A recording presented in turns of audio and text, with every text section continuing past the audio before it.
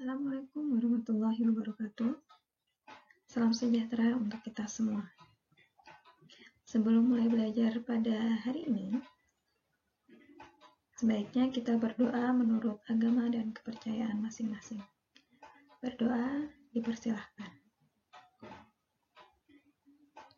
Berdoa selesai. Sebelum masuk pelajaran, bagi kalian yang belum absen, silahkan mengisi absen terlebih dahulu yang sudah Ibu sediakan di classroom. Oke anak-anak, memulai materi pada pertemuan pertama kali ini, kita akan belajar tentang teks laporan percobaan.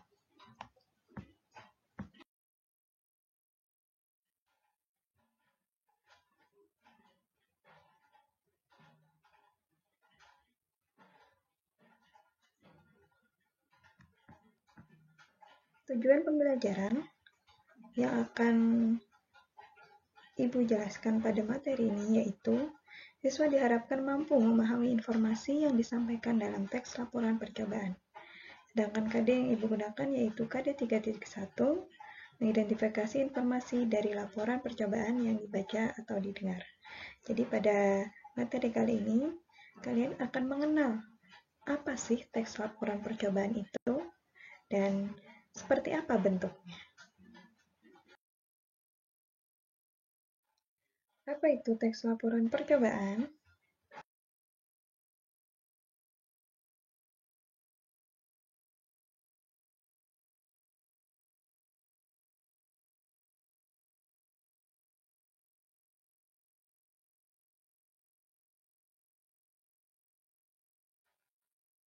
Teks laporan percobaan adalah teks yang menceritakan tentang percobaan yang dilakukan oleh peneliti untuk melaporkan hasil percobaan atau penelitian yang telah dilakukan.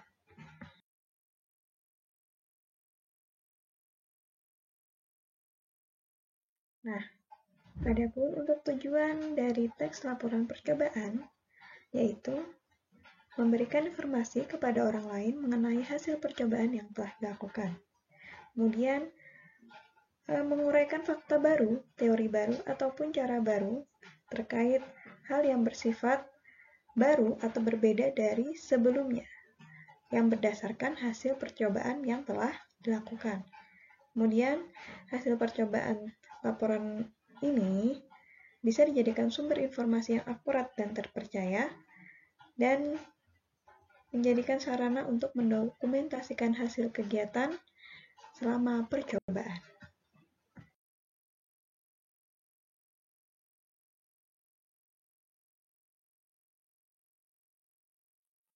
Setelah mengetahui pengertian dari teks laporan percobaan, kali ini Ibu akan mengajak kalian untuk mengetahui ciri-ciri dari teks laporan percobaan.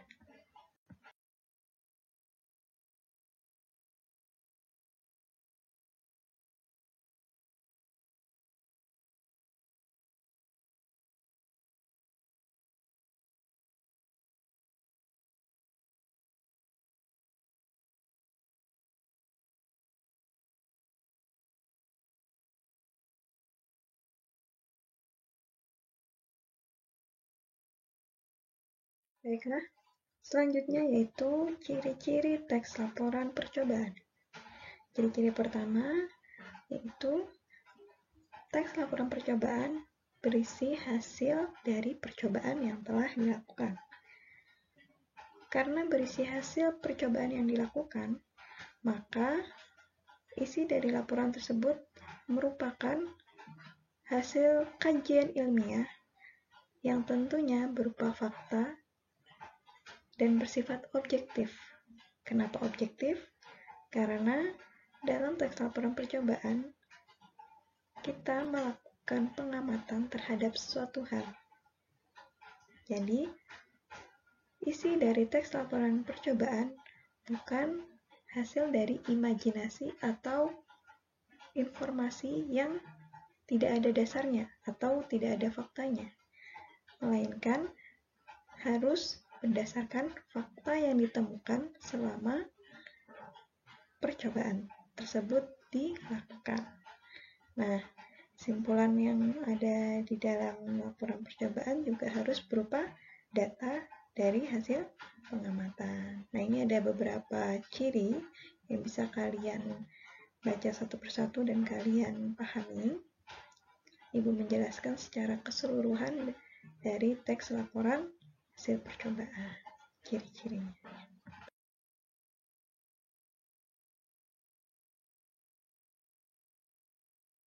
Untuk menambah pemahaman kalian mengenai teks laporan percobaan, berikut ini Ibu lampirkan salah satu contoh teks laporan percobaan. Silahkan dibaca.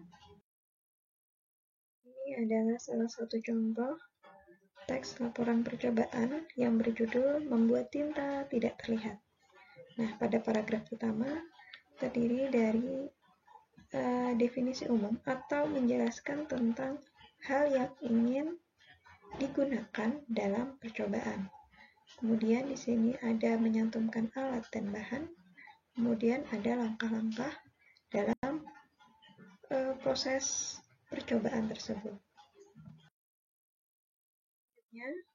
Dalam teks laporan percobaan menyantumkan hasil ini berupa yang kalian peroleh selama percobaan berlangsung.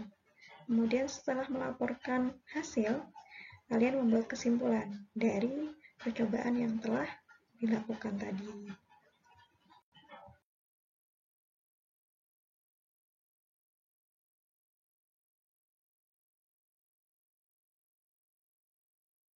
Nah, setelah Ibu jelaskan tentang pengertian teks laporan percobaan, kemudian Ibu jelaskan tentang ciri-ciri dan tujuan dari teks laporan percobaan, apakah kalian sekarang sudah paham? Nah, jika belum, Ibu menyediakan sebuah kuis untuk mengasah pemahaman kalian.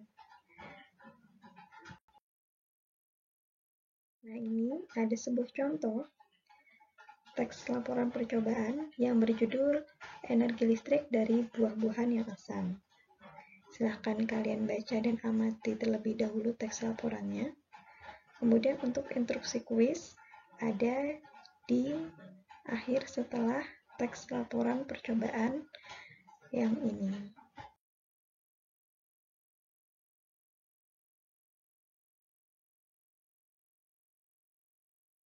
Nah, ini dia soal yang harus kalian kerjakan. Ada 4 soal.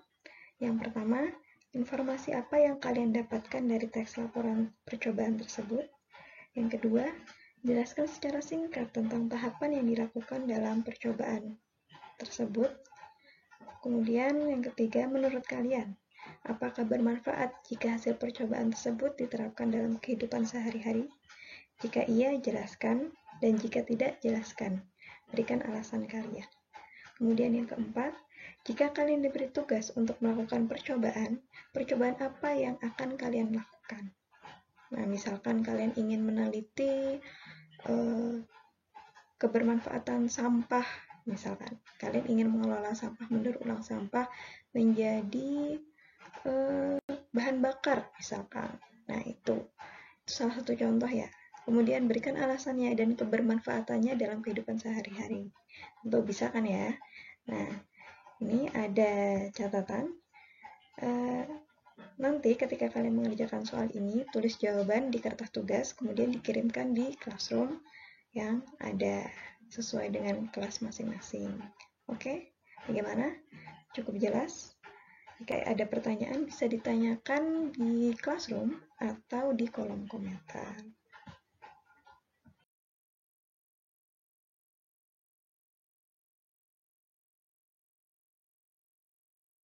Baiklah anak-anak, demikian pembelajaran kita pada hari ini. Terima kasih bagi yang sudah mengikuti pelajaran hari ini. Tetap semangat belajar, jangan patah semangat. Jika ada yang kurang paham, silahkan tanyakan di grup classroom atau di kolom komentar. Baiklah, untuk pembelajaran kali ini sekian dulu. Ibu akhiri, wassalamualaikum warahmatullahi wabarakatuh. Tetap semangat belajar.